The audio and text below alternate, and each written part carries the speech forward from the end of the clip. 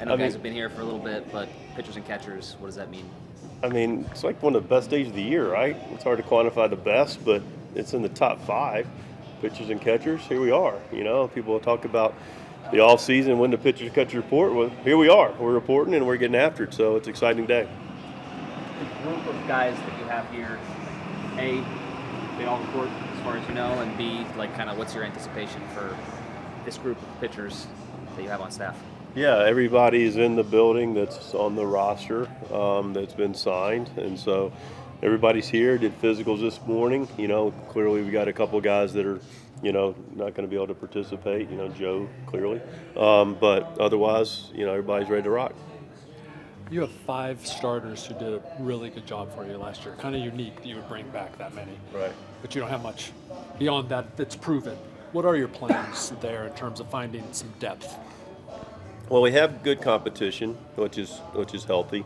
Let's start with the established guys. It starts.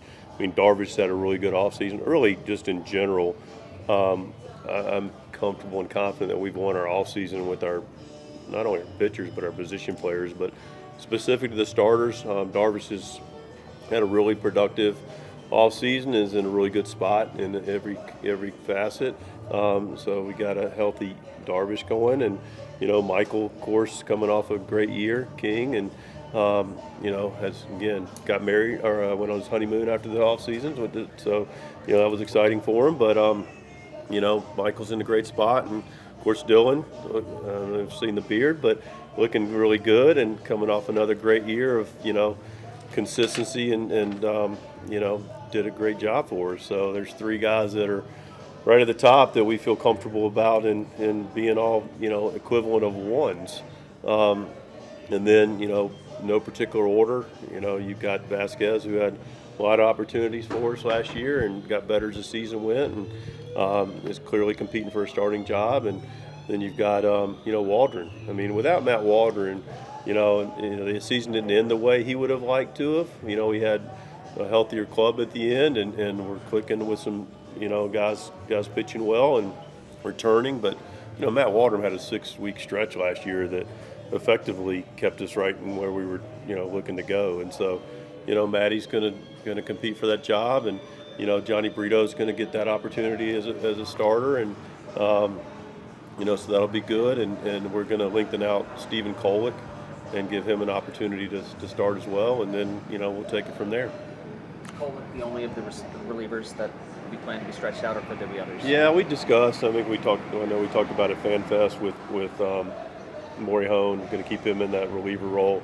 Same thing with Hoeing. That was a discussion internally about Brian, but I feel like he's in a good niche where he's at as well. So Kolek's the only guy from last year's club. Of course, Brito was a bullpen guy that we put in El Paso to start, but that's it.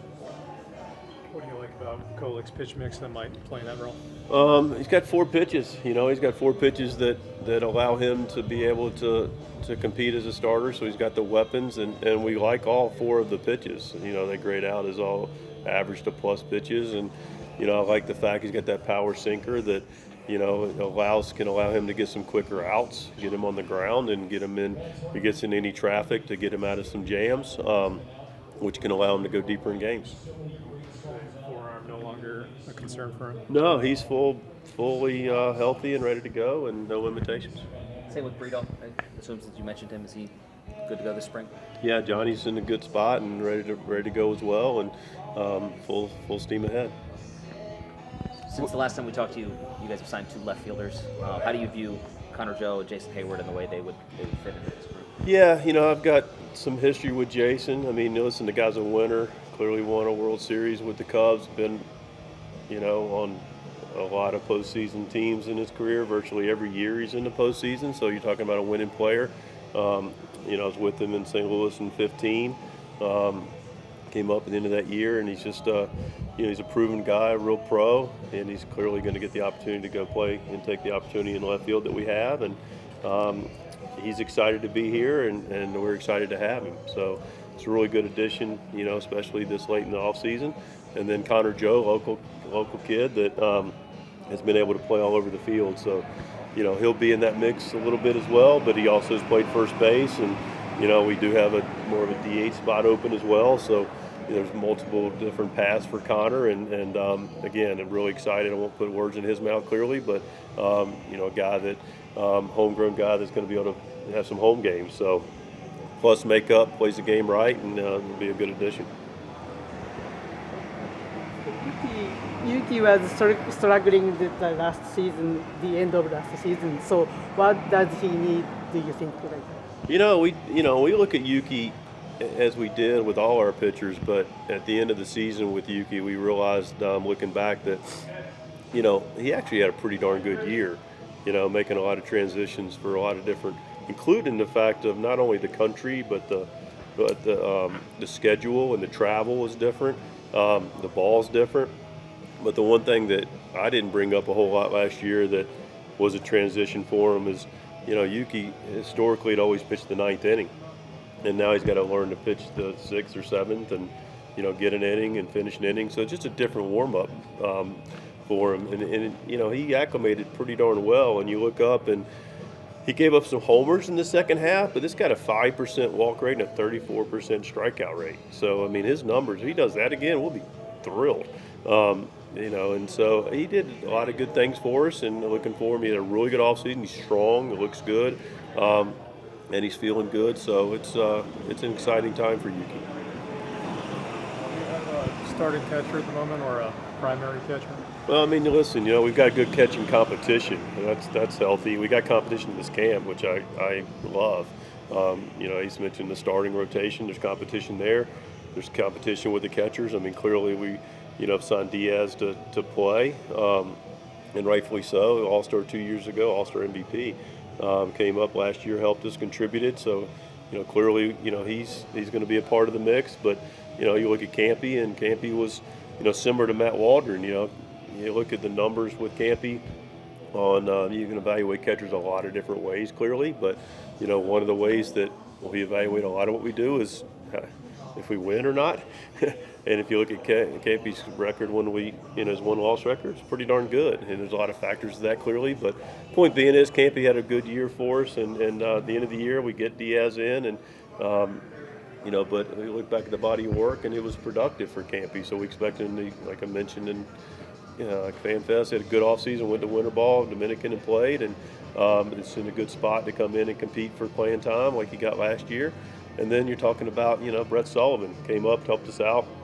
Been a guy in the organization up and down for the last couple of years that has done a nice job for us. Again, went to winter ball, work on his game. So Sully's guy that's in that mix, and we just signed a guy that's won 2 World Series with Maldonado. It's really hungry still after 13 years at this level. So it's going to be a really healthy competition, and we're excited about it. Despite you being out like half the season and Dart and Musgrove being out half the season and the TJ, you guys only used 8 starters last year. So they did well, but you're also pretty fortunate. How do you look back at last year and how you were able to kind of piece that together? Yeah, you know what? The credit goes to the players for being able to put their time and take care of themselves. We've got a really good staff that does their jobs, but we've got good cohesiveness amongst our pitching group, including our starters, relative to the training room and the prehab that they do and the what they do recovery-wise, what they do in the weight room, how they take care of themselves off the field with their diet and sleep and nutrition. And, we do our part to, make sure we're not taxing them too much when they get their start every 5th or 6th day, and communicate with them on how they feel. So that's part of the equation for this. And so there's a lot of things that go into it.